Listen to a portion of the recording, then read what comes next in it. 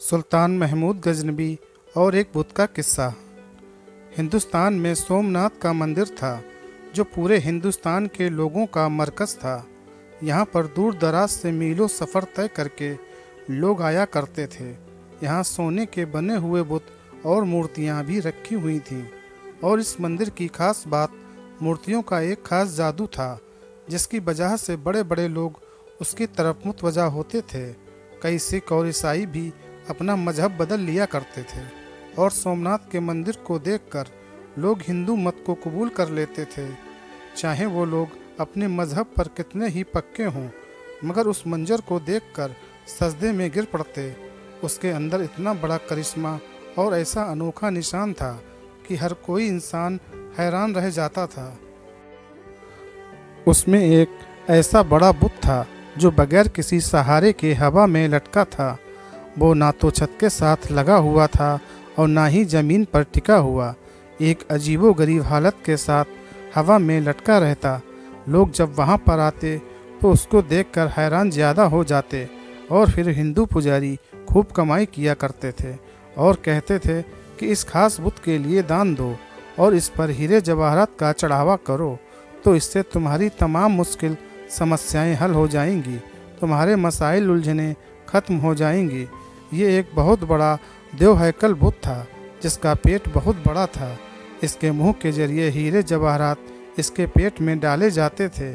फिर जब मंदिर लोगों से खाली हो जाता तो 2 या 3 हफ्तों के बाद इस बुत के पीछे कमर के रास्ते से होकर एक दरवाज़ा था, जिसे खोलकर इसमें से सोना चांदी के जेवरात को निकाल लिया जाता था।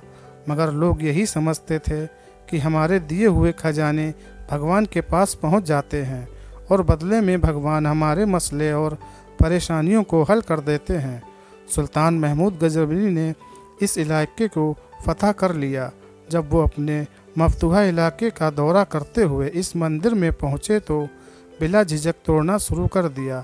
बड़ी कुल्हाड़ियों से बुतों को गिराया जा रहा था और सुल्तान महमूद गजनबी भी तलवार से बुतों पर वार कर रहे थे। पूरे दिन में आधा मंदिर बुतों से पाक हुआ था और बाकी बुतों को दूसरे दिन पर छोड़ दिया गया। दूसरे दिन पूरे हिंदुस्तान के बड़े बड़े पुजारी और पंडित मिलकर सुल्तान महमूद गजनबी के पास हाजिर हुए, पर बड़े एहतियात के साथ, बड़ी इजाज़त नरमी के साथ और दरख्वास्त पेश करते हुए कहा कि इस इलाके पर आप ही का कब्जा रखें, मगर हमारे इस बुत को मत तोड़िए। इसके बदले में हम आपके पूरे हिंदुस्तान की दौलत देने पर तैयार हैं। सुल्तान महमूद गजनबी का एक वजीर आपके करीब आया और कहने लगा, ये पेचकस बहुत बड़ी है, क्योंकि हमने बहुत सारे बुतों को तोड़ दिया है। सिर्फ एक बुत को छोड़ देने में कोई हर्ज नुकसान नहीं है।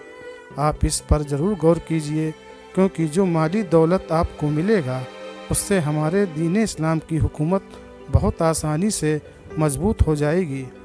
सुल्तान महमूद गजनबी खामोश रहे और उन पुजारी लोगों को कोई जवाब नहीं दिया। सुल्तान दूसरे दिन अपने साथ माहिर तिबियात यानी माहिर शैसदा अल बैरूनी को लेकर मंदिर में पहुँचे, क्योंकि आप उस पहेली को हल करना चाहते थे। जब आप वहाँ तशरीफ़ ले गए तो बुत को चारों तरफ से घूम कर देखा।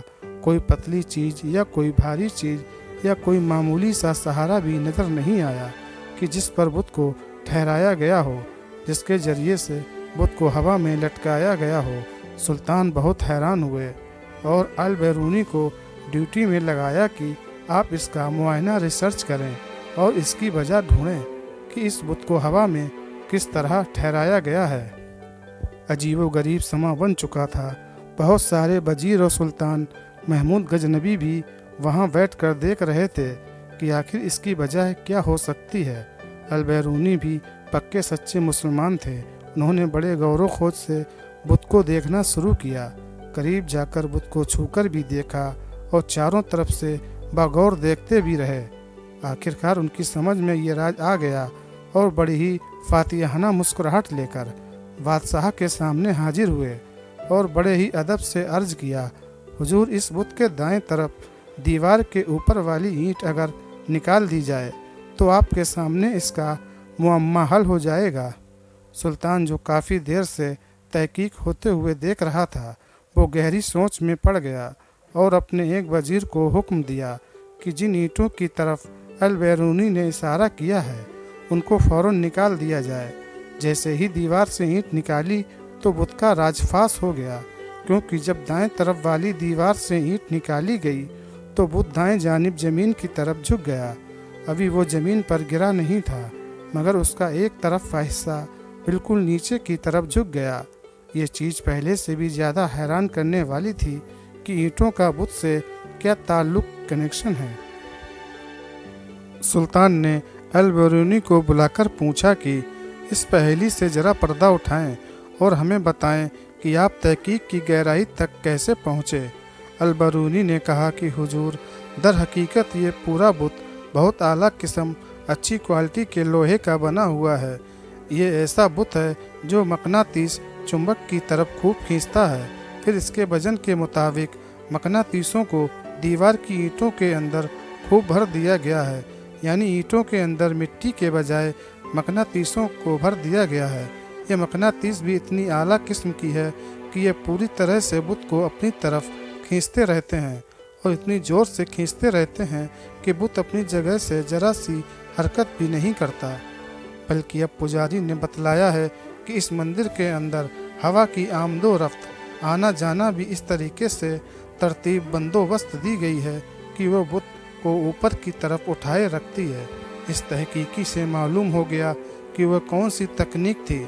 इसके जारी जादू दिखाकर हिंदुस्तान के हजारों लोगों को गुमराह किया गया और उनका झूठ की गहराइयों में डाल दिया गया।